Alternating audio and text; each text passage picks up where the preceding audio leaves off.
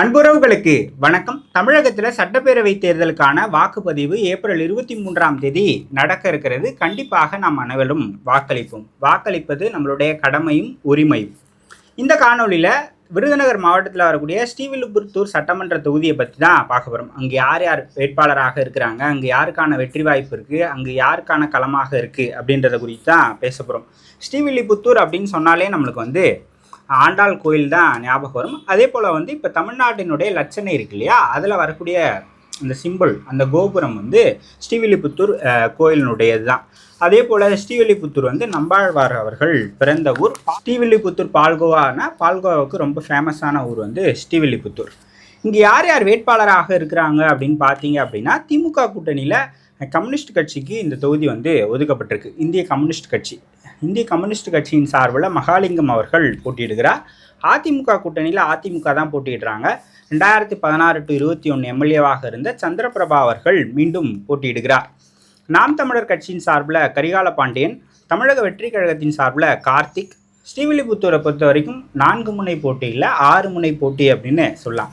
ஏன் 6 முனை போட்டி அப்படின்னா, இங்கே புதிய தமிழகம் கட்சியின் சார்பில் ஷாம் கிருஷ்ணசாமி அவர்கள் போட்டியிடுகிறார். ஸோ அவர் ஒரு கட்சியினுடைய இளைஞர் அணியினுடைய செயலாளராக இருக்கிறார். புதிய தமிழகம் கட்சியினுடைய தலைவர் கிருஷ்ணசாமி அவர்களுடைய மகனாக இருப்பதால் அவர் இந்த தொகுதியில் போட்டியிடுவதால் அவரும் இங்கே ஒரு முக்கியமான வேட்பாளராக கருதப்படுகிறார். அதே போல் சசிகலா அவர்களுடைய கட்சி இங்கே வேட்பாளரை நிறுத்தியிருக்கிறாங்க. அதன் சார்பில் சந்திரா அவர்கள் போட்டியிடுகிறார்.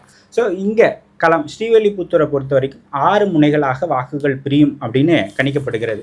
வாக்காளர்கள் யார் இருக்கிறாங்க அப்படின்னு பார்த்தீங்க அப்படின்னா, ஆண்கள் 1,08,107 பேரும், பெண்கள் 1,14,216 பேரும், 3ஆம் பாலினத்தவர் 40 பேரும் இருக்கிறாங்க. ஒட்டுமொத்தமாக 2,22,363 பேர் வாக்காளர்களாக இருக்கிறாங்க. இங்கே என்னென்ன சமூகங்கள் பெரும்பான்மையாக இருக்குது அப்படின்னு பார்த்தீங்கன்னா, தேவேந்திரகுல வேளாளர்கள் 25%, முக்குளத்தோர் 17%, நாடார்கள் 10%, நாயுடுக்கள் 10%, ஆதி திராவிடர்கள் 10% இருக்கிறாங்க. கிராமப்புறம் நகர்ப்புறம் ரெண்டுமே கலந்த தொகுதி தான் ஸ்ரீவில்லிபுத்தூர் தனி சட்டமன்ற தொகுதி. எந்த நாடாளுமன்ற தொகுதிக்கு உட்பட்டு வரும் அப்படின்னு பார்த்தீங்கன்னா, தென்காசி நாடாளுமன்ற தொகுதிக்கு உட்பட்டு வரும். சட்டமன்ற தொகுதியின் 203. இதுவரை நடந்த தேர்தல்களில் காங்கிரஸ் 3 முறையும், திமுக 3 முறையும், அதிமுக 7 முறையும் இங்கே ஜெயிச்சிருக்கிறாங்க. அதே போல் இந்திய கம்யூனிஸ்ட் கட்சி 2 முறை ஜெயிச்சிருக்கிறாங்க. திமுக 1989 தான் இங்கே கடைசியாக ஜெயிச்சாங்க. முதல்ல 67, 71, அதுக்கப்புறமாக 89 ஜெயிச்சிருக்கிறாங்க. அதிமுக ரொம்ப பேடாக பர்ஃபார்மன்ஸ் பண்ண தேர்தல் அப்படின்னு பார்த்தீங்கன்னா 96. கணிசமான பேர் அங்கே தோல்வி அடைஞ்சாங்க. ஜெயலலிதா அவர்களே தோல்வி அடைஞ்சாங்க. அப்போ கூட ஸ்ரீவில்லிபுத்தூரில் அதிமுக வெற்றி பெற்று இருக்குது. அப்போ தாமரைக்கனி அவர்கள் வெற்றி பெற்றிருக்கிறார். ஏற்கனவே அவர் ஒரு 4 முறை இந்த ஸ்ரீவில்லிபுத்தூர்லேருந்து வெற்றி பெற்று இருக்கிறார் அதிமுகவினுடைய சார்பில். 2021 தேர்தலை பார்த்தோம் அப்படின்னா, அதிமுக 70,475 வாக்குகளை பெற்றிருக்கு. அப்போ 2021 திமுக கூட்டணியில் காங்கிரஸ் கட்சிக்கு இந்த தொகுதி ஒதுக்கப்பட்டது. காங்கிரஸ் 57,735 வாக்குகளை பெற்றிருக்கு. கடந்த முறை அமமுக இங்கே ஒரு 23,000 வாக்குகளை பிரிச்சிருக்கிறாங்க. நான் ஏன் சசிகலா அவர்களுடைய கட்சியை இங்கே ஒரு முனை போட்டியாக வச்சேன் அப்படின்னா, இந்த வாக்குகள் தான். இந்த 23,000 வாக்குகளுமே எடப்பாடி அவர்களுடைய தலைமைக்கு எதிராக விழுந்த வாக்குகள். முக்குளத்தோர் சமூகம் தான் இந்த 23,000 வாக்குகளில் ஒரு பெரும்பான்மையாக இருப்பாங்க.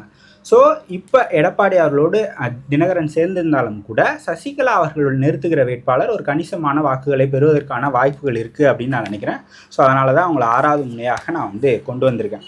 ஸோ நாம் தமிழர் கட்சி இங்கே 20,000 வாக்குகளை கடந்த தேர்தலில் வாங்கியிருக்கிறாங்க. இதுதான் 2021 தேர்தல் கள நிலவரமாக இருக்குது.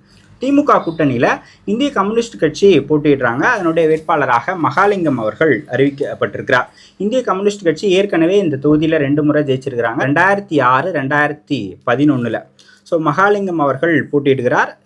சமீபத்தில் முதல்வர் அவர்கள்லாம் மக்கள் பணி செய்யக்கூடிய மகாலிங்கத்துக்கு வாக்களிங்க அப்படின்னு அவர் பிரச்சாரம் மேற்கொண்டிருக்கிறார். ஸோ திமுக கூட்டணியுடைய பலம், அங்கே காங்கிரஸுக்கு ஒரு செல்வாக்கு இருக்குது, கம்யூனிஸ்ட் கட்சிகளுக்கு இந்த தொகுதியில் செல்வாக்கு இருக்குது, தொழிலாளர்களுக்கும் கம்யூனிஸ்ட் கட்சிகளுக்கும் நல்ல உறவு இருக்குது. இதெல்லாம் திமுக கூட்டணியில் போட்டியிடக்கூடிய கம்யூனிஸ்ட் கட்சியினுடைய பலமாக பார்க்கப்படுகிறது. ஸோ செல்வாக்குள்ள தொகுதி தான். இங்கே நாயுடு சமூகத்தினுடைய ஓட்டும் கணிசமாக இருக்கிறதுனால தேமுதிக இவங்க கூட்டணியில் இருப்பதால் அது ஒரு பலமாக பார்க்கப்படுகிறது. ஸோ அதிமுகவினுடைய வேட்பாளர் சந்திரபிரபா அவர்கள் 2016 to 21 எம்எல்ஏவாக இருந்தவர். சிட்டிங் எம்எல்ஏ மான்ராஜ், அவருக்கு இந்த முறை வாய்ப்பு கொடுக்கப்படலை. 2016 to 21 சட்டமன்ற உறுப்பினராக இருந்த சந்திரபிரபா அவர்களுக்கு வாய்ப்பு கொடுக்கப்பட்டிருக்கு. அதிமுக வலுவாக இருக்கக்கூடிய தொகுதி தான் ஸ்ரீவில்லிபுத்தூர் தனி தொகுதி. ஏற்கனவே அதிமுக இங்கே 7 முறை ஜெயிச்சிருக்கிறாங்க. தொகுதிக்கு அறிமுகமானவன் தான் ஏற்கனவே சட்டமன்ற உறுப்பினராக இருந்திருக்கிறால அவங்க செஞ்ச பணிகளை முன்னிறுத்தி அவங்க வாக்குகளை கேட்டுக்கிட்டே இருக்கிறாங்க.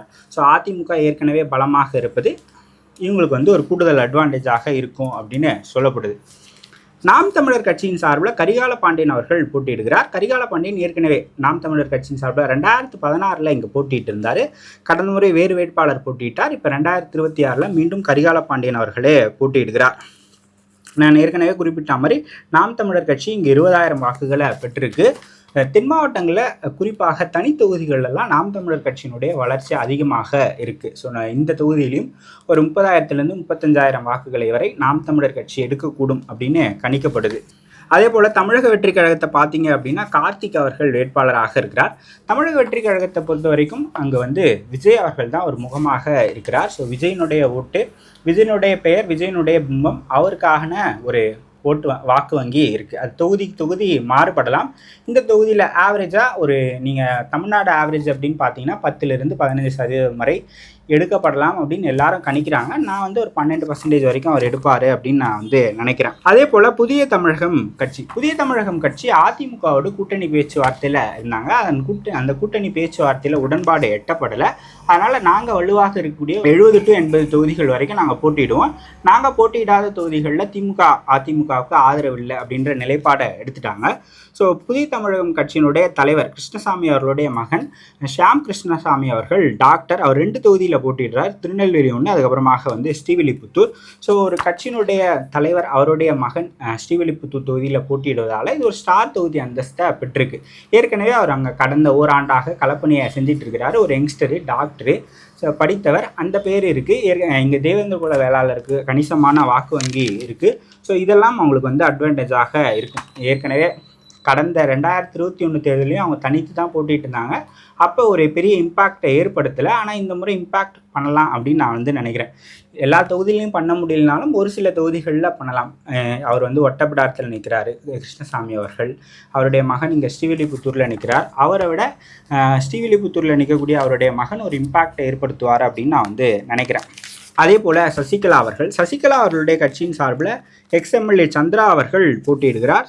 ஸோ நான் ஏற்கனவே சொன்ன மாதிரி அமமுக இங்கே 23,000 வாக்குகளை கடந்த தேர்தலில் வாங்கியிருக்கிறாங்க. ஸோ சசிகலா அவர்கள் என்னதான் முக்குளத்தூர் கம்யூனிட்டியிலிருந்து இப்போ நிறைய லீடர்ஸ்ன்னு சொல்ல முடியாது, நிறைய பேர் அறிந்த முகங்களாக இருந்தாலும் கூட அந்த கம்யூனிட்டியினுடைய ஒரு ஐக்கானாக இருந்தவர் சசிகலா அவர்கள் தான். அந்த கம்யூனிட்டியில் இவ்வளோ சட்டமன்ற உறுப்பினர்கள், இவ்வளோ பேர் அமைச்சராக இருந்ததுக்கு, இவ்வளோ பேர் பொலிட்டிக்கலில் எம்பவர் ஆனதுக்கு ஒரு மிக முக்கியமான காரணம் சசிகலா அவர்கள். அதிமுக கட்சியில் சொல்கிறேன். ஸோ அந்த ஒரு பாசம் அப்படின்றது கண்டிப்பாக இருக்கும் அப்படின்னு நினைக்கிறேன். ஸோ முக்குளத்தூர் ஓட்டு கணிசமாக இருக்கக்கூடிய தொகுதிகளில் இவங்க ஒரு குறிப்பிட்ட தகுந்த வாக்குகளை பெறக்கூடும். அந்த வகையில் இப்போ இந்த 23,000 ஓட்டு டிடிவி தினகரன் கடந்த தேர்தலில் வாங்கியிருக்கிறார். ஸோ அவரோட ஒரு 10%, ஒரு பாதி ஓட்டு போனால் கூட ஒரு 10,000 ஓட்டு அந்த எதிர்ப்போட்டு இருக்கும் அப்படின்னு நினைக்கிறேன். அந்த 10,000 வாக்குகளை சசிகலா அவர்களுடைய வேட்பாளர்கள் வாங்கக்கூடும் அப்படின்னு நினைக்கிறேன். ஸோ இவங்க பிரிக்கிற வாக்கு, நாம் தமிழர் கட்சி பிரிக்கிற வாக்கு, தமிழக வெற்றி கழகம் பிரிக்கிற வாக்கு, அதே போல் ஷியாம் கிருஷ்ணசாமி அவர்கள் பிரிக்கிற வாக்கு, இது எல்லாமே இங்கே அதிமுகவா இல்லை கம்யூனிஸ்டா அப்படின்றத தீர்மானிக்கும் அப்படின்னு நான் நினைக்கிறேன். ஸோ விஜயோ நாம் தமிழர் கட்சியோ அதிமுகவினுடைய வாக்குகளை பிரிக்கிறாங்க அப்படின்னா அது திமுக கூட்டணிக்கு அட்வான்டேஜாக இருக்கும். யாருடைய வாக்குகளை பிரிப்பாங்க அப்படின்றது கணிக்க முடியாத ஒன்று விஜய் பொறுத்த வரைக்கும். ஸோ சசிகலா அவர்கள் அதிமுகவுக்கு விட போகிற வாக்குகளை தான் பிரிக்க போகிறாங்க. அதில் மாற்று கருத்து இல்லை. அதிமுக வலுவாக இருக்கக்கூடிய தொகுதி தான் ஸ்ரீவில்லிபுத்தூர் தொகுதி. கடந்த முறையே ஜெயிச்சிருக்கிறாங்க. 2016 இவங்க தான் வின் பண்ணாங்க. ஸோ அதிமுக வலுவாக இருக்கக்கூடிய தொகுதி தான் இருந்தாலும் கூட 6 முனைகளில் வாக்குகள் பிரியும் போது ரிசல்ட்ஸ் எப்படி வேணாலும் மாறலாம். ஆனால் இப்போதைக்கு எட்ஜ் அதிமுகவுக்கு இருக்குது அப்படின்றதையும் நம்ம குறிப்பிடணும். ஸோ ஸ்ரீவில்லிபுத்தூர் தொகுதியில் யார் வெற்றி பெற்றால் நல்லா இருக்கும்னு நீங்கள் நினைக்கிறீங்க அப்படின்றத கமெண்ட் செக்ஷனில் சொல்லுங்கள். ஏப்ரல் 23 எலெக்ஷன் நடக்கும் போது கண்டிப்பாக வாக்களியுங்கள். வாக்களிப்பது நம்மளுடைய கடமை. இதில் இன்னொன்று நான் குறிப்பிடணும் அப்படின்னு நினைக்கிறேன், நோட்டாவுக்கு மட்டும் ஓட்டு போடாதீங்க. நோட்டாவுக்கு ஓட்டு போடுறதால எந்த மாற்றமும் எந்த முன்னேற்றமும் வராது. நீங்கள் ஒரு தொகுதியில் எல்லாரும் நோட்டாவுக்கு ஓட்டு போட்டு ஒரே ஒருத்தர் ஒரு வேட்பாளருக்கு ஓட்டு போட்டாலும் அந்த வேட்பாளர் தான் வெற்றி பெற்ற நபராக கருதப்படுவார். ஸோ நோட்டாவுக்கு போடுற ஓட்டு வீண். சீமான் அவர்கள் குறிப்பிடுவாங்க, ஒரு நல்ல சமையல் செஞ்சு நீங்களும் சாப்பிடாம யாருக்குமே கொடுக்காம குப்பை தொட்டியில் போடுறதுன்ற மாதிரி நோட்டாவுக்கு ஓட்டு போடுறது அப்படின்றது அவர் குறிப்பிடுவார். ஸோ நோட்டாவுக்கு கண்டிப்பாக ஓட்டு போடாதீங்க. ஏதோ ஒரு வேட்பாளர் ஒரு 2 நாளைக்கு முன்னாடியே அனலைஸ் பண்ணி யாருக்கு போட்டால் சிறப்பாக இருக்கும் அப்படின்னு நீங்கள் நினைக்கிறீங்களோ அவங்களுக்கு ஓட்டு போடுங்க. கண்டிப்பாக ஓட்டு போடுங்க. அது நம்மளுடைய கடமை, உரிமை. இன்னொரு காணொலியில் சந்திக்கலாம்.